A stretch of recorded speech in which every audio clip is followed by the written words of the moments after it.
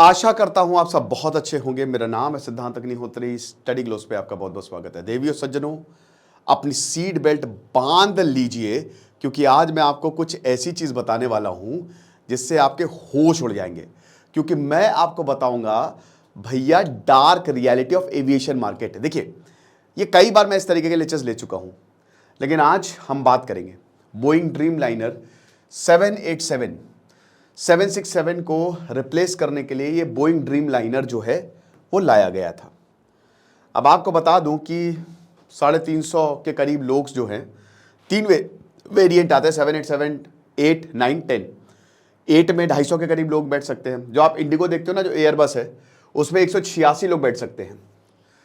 जो अमेरिका है, बोइंग बड़े एयरक्राफ्ट होते हैं ना, बहुत बकवास होते हैं भाई। मैं तो सफोके एयरप्लेन जर्नी अब टाइम बचाने के लिए मैं करता हूं। वैसे मुझे बेस्ट ट्रेन जर्नी लगती है। अब उसमें होता क्या है कि जब आप एरोप्लेन में बैठते हो तो 2 दिन का सफ़र, जैसे अभी मुझे चेन्नई जाना था, मैं 2 घंटे में पहुंच गया। ऐसे मुझे 2 दिन लगते, लेकिन वो 2 घंटे की जर्नी थी। किसी से भी आप पूछ लो, nobody enjoys the plane journey. ठीक है, विंडो सीट मिल गई तो तब भी फिर भी बेटर हो जाता है। बोइंग में क्या होता है ना, इधर 3 सीट, इधर 3 सीट, बीच में 3 सीट, तो हालत एकदम खस्ता। तो यहां पे अगर हम बात करते हैं तो बोइंग 787 पे बहुत खतरनाक खुलासा हुआ है। इनका जो ड्रीम लाइनर है, इनका किसका भी सब बताऊंगा, आप बस आखिरी तक बने रहिए। और भारत का क्या स्टैंड है वो भी मैं आपको बताऊंगा। ये बोला है कि ये बीच हवा में 2 हिस्सों में टूट जाएगा।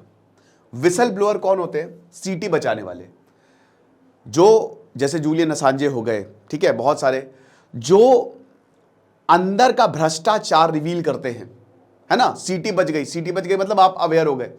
आता है ना चौकीदार सीटी बजाने, जागते रहो मेरे भरोसे मत रहो, है ना। तो सीटी बज जाती है हमारी कि हम आपको अवेयर, तो जो अवेयर कर रहा है आपको, जो अंदर की बातें बता रहा है, उसी को विसल ब्लोअर कहते हैं। तो अब देखिए, फेडरल एविएशन एडमिनिस्ट्रेशन, जो कि अमेरिका की बॉडी है, मेन बॉडी है ये, EASA, European aviation of safety एक ये, और एक फेडरल एविएशन एडमिनिस्ट्रेशन, ये अमेरिका की है। इन्होंने बोला है कि ओके, आपने ऐसा कहा है सर, तो हम इस को अच्छे से इन्वेस्टिगेट करने वाले हैं। बोला कि ना, हम बता रहे हैं कि जो सेफ्टी है ना, ये कॉम्प्रोमाइज्ड है।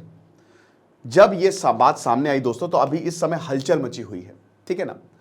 न्यूयॉर्क टाइम्स में के हिसाब से यहां पे बोला गया है, फ्यूसलेज जो बॉडी होती है, ठीक है, 787 ड्रीम लाइनर, ये सही से फैशन नहीं है। हवा में जा रहा है, बीच में टूट सकता है। अगर ऐसा हुआ तो ये दुनिया का इतिहास का सबसे बड़ा एक्सीडेंट होगा। मतलब आप समझ रहे हो कि ऐसे ऐसे जा रही बट से बीच से टूट गया, तो आप ये समझ सकते हो ना कि कितना खतरनाक एक्सीडेंट हो जाएगा, लोग मर जाएंगे। ये बोला गया, बट क्या ऐसा होगा? Highly unlikely. बट अगर सलेपोर की बात करें, सैम सलेपोर, जो कि इसमें काम कर चुके हैं, उन्होंने ये बताया और उन्होंने ये आरोप लगाया, और डॉक्यूमेंट्स भी उन्होंने FAA को भेजे कि देख लीजिए। अगर आपको विश्वास नहीं है, हम पे विश्वास नहीं है, आप डॉक्यूमेंट्स को देख लीजिए, ठीक है ना। तो आप ये समझिए कि इट इज क्वाइट डेंजरस। जो प्लेन का फ्यूसलेज है वो देखिए, बोइंग को बनाते कैसे हैं। एक मिनट, अब हम पहले बोइंग पे आ जाते हैं, ठीक है। 1916 में विलियम बोइंग, जो कि अमेरिका में रहते थे, एक बिजनेसमैन थे, उन्होंने छोटे प्लेन्स बनाए। वैसे तो राइट ब्रदर्स ने बनाए हैं प्लेन, लेकिन इसको कमर्शियलाइज करने का काम जो है वो विलियम बोइंग का ही था। अब छोटे छोटे जो हैं वो प्लेन्स बनाए गए। वर्ल्ड वॉर 2 आता है। भारत और अमेरिका में फर्क क्या है? भारत में कोई कंपनी स्केल करती है, लेकिन अगर बहुत सारी कंपनी को स्केल करना है तो सरकार का साथ देना जरूरी है। अमेरिका में ये एक बहुत बड़ी, इसीलिए अमेरिका रूल करता है, ये बहुत बड़ा एडवांटेज है। अमेरिका को अगर लगा कि कोई चीज प्रॉफिटेबल है, वो पैसे लगाई उसकी सरकार, और चिंता नहीं करेगी कि लगा देंगे billions and billions of dollars. तो वर्ल्ड वॉर 2 में प्लेन्स की जरूरत थी। अब जब प्लेन्स की जरूरत थी तो अमेरिका ने बहुत सारे पैसे दिए विलियम बोइंग को कि तू प्लेन्स बना, क्योंकि तेरे जो मॉडल है बहुत बढ़िया है। और देखते ही देखते अगले 10 सालों में बोइंग बन गया, यानी कि अमेरिका ने एक बहुत बड़ा एरोप्लेन बना लिया। यूरोप में भी जद्दोजहद, क्योंकि देखिए वर्ल्ड वॉर 2 में आपकी एयरफोर्स बहुत इंपॉर्टेंट होती है, सबको एयरक्राफ्ट चाहिए थे, बड़े एयरक्राफ्ट थे नहीं, तो यूरोप भी लग गया इसमें। और यूरोप ने, स्पेशली UK और फ्रांस ने पैसे डाले और उन्होंने अपना एयरबस बना लिया। ठीक है, उन्होंने अपना एक बना बोइंग, ठीक है, और एक बना एयरबस। अरे मैं अच्छे से लिख देता हूं, ठीक है, एक बना बोइंग और एक बना एयरबस। ओके, बोइंग अमेरिका का है, एयरबस जो है वो यूरोप का है, बेसिकली फ्रांस में, बोलोन फ्रांस में ही जो सब कुछ एयरबस का फ्रांस ही देखता है बेसिकली, और इंजन भी यही दो देश बनाते हैं। ठीक है, एयरक्राफ्ट के जो इंजन होता है, अभी जी इलेक्ट्रिक से काफी विवाद भी हुआ था भारत का कि यहाँ पे स्पाइस जेट ने बोला था कि हमको इंजन ही नहीं मिल रहे हैं बहुत, तो वो भी मैंने लेक्चर कवर किया। अब FAA, ये इनकी फेडरल एविएशन एजेंसी अमेरिका की, बोइंग जो है ना और एयरबस इस समय एविएशन मार्केट का 99% ओन करता है पूरी दुनिया में। एक एयरक्राफ्ट बनाने में पता कितना खर्चा होता है? कितना खर्चा होता है कमेंट बॉक्स में चलो बताओ, अभी थोड़ी देर में 4-5 मिनट में आपको बताता हूं, आप एक अंदाजा लगाओगे कितना खर्चा होता होगा। ठीक है ना, तो FAA यहां पे पूरा मार्केट इनके पास है, और सबसे बड़ी बात, ये किसी को एंट्री नहीं देते। बॉम्बार्डियर कनाडा का बहुत बढ़िया एयरक्राफ्ट जो ट्रेन्स बनाते कनाडा में, वो अपना एरोप्लेन लेके आई, इन्होंने रोक दिया। FAA ने बोल दिया तो बोल दिया, अमेरिका की एजेंसी ने जो भी बोला वो पत्थर की लकीर। अगर अब वहां पे सेफ्टी पे सवाल उठा दिए गए, मार्केट एंट्री तक बैन कर दी गई। अबे ये लोग लॉबिंग करते हैं, ये बोइंग जो है ना, ये लॉबिंग का मतलब पता है? लॉबिंग मतलब होता है कि ये पैसा, बहुत पैसा सरकारों को देते हैं और अपने हिसाब से लॉ बनवाते हैं। इनको कोई छू नहीं सकता है, बोइंग को ना ही एयरबस को, लॉ बदल देते हैं ये अगर इनके खिलाफ। तो ये जो विसल ब्लोअर, ये जो आरोप लगाए गए हैं, ये बहुत ही गंभीर हैं।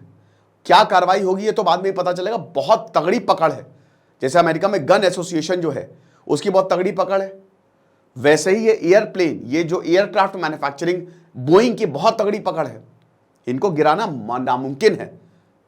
ठीक है, ये प्लेन बनाते हैं। अब एक प्लेन को बनाने में पता कितना खर्चा आता है? चलो मैं बताता हूं। पूरे प्लेन को बनाने में, पूरा सब कुछ, एक बोइंग को बनाने में 30 से 35 बिलियन डॉलर। आप समझ सकते हो, $1 बिलियन में 8,000 करोड़ हो गए। 3-4 लाख करोड़ का एक प्लेन को बनाने में खर्चा, पूरा उसकी मेंटेनेंस सब कुछ। ऐसे तो $20 बिलियन में बड़ा प्लेन बन जाता है, बहुत पैसा लगता है, बहुत ज्यादा पैसा लगता है। तो अब यहां पे सरकार ने सपोर्ट किया, सरकार ने, यूरोप की सरकार और अमेरिका की सरकार ने पैसे बहाए हैं और उनको उसका रिटर्न मिल रहा है। क्योंकि पूरी दुनिया जो है, भारत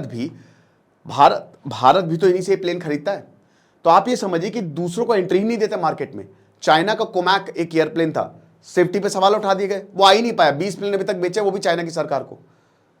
तो आप ये समझिए कि कोई तीसरा प्लेयर यहां पे आ ही नहीं सकता है, क्योंकि FAA पूरी दुनिया में सेफ्टी स्टैंडर्ड में सबसे ऊपर। इन्होंने जो बोल दिया और अमेरिका, यूरोपियन स्पेस एजेंसी ने जो बोल दिया, एविएशन एजेंसी ने बोल दिया, वो बोल दिया।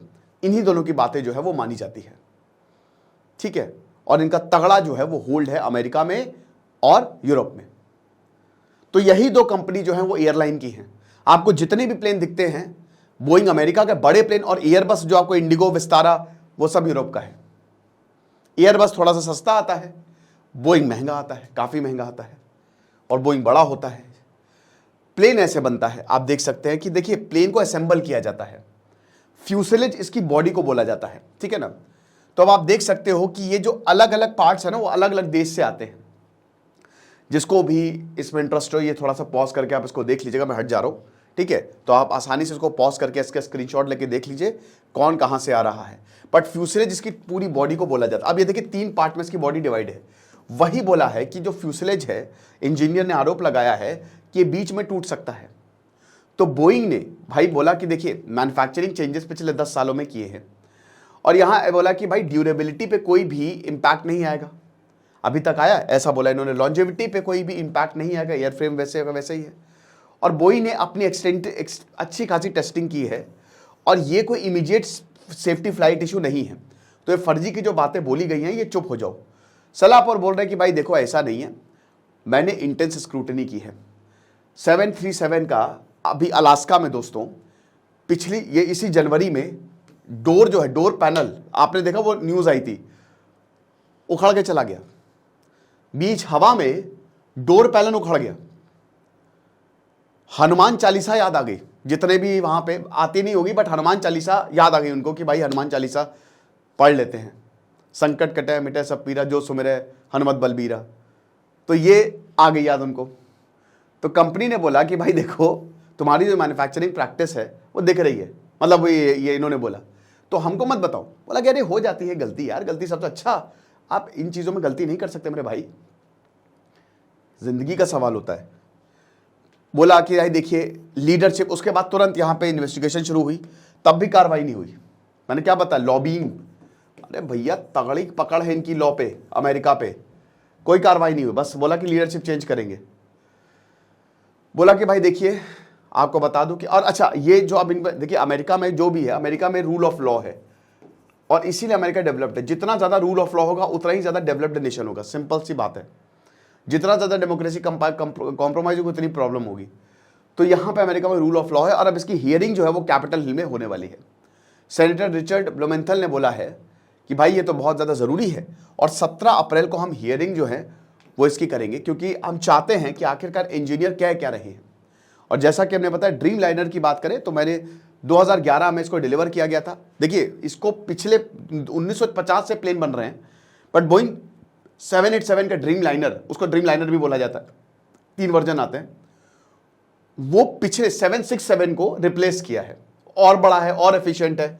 बेसिकली फ्यूल एफिशिएंट ज़्यादा है, जो इसका इंजन है ना, इस जो नया इंजन है उसमें 20% फ्यूल कम होगा और प्लेन में मेन खर्चा फ्यूल का ही होता है, बहुत अच्छा खासा जो है वो फ्यूल लगता है।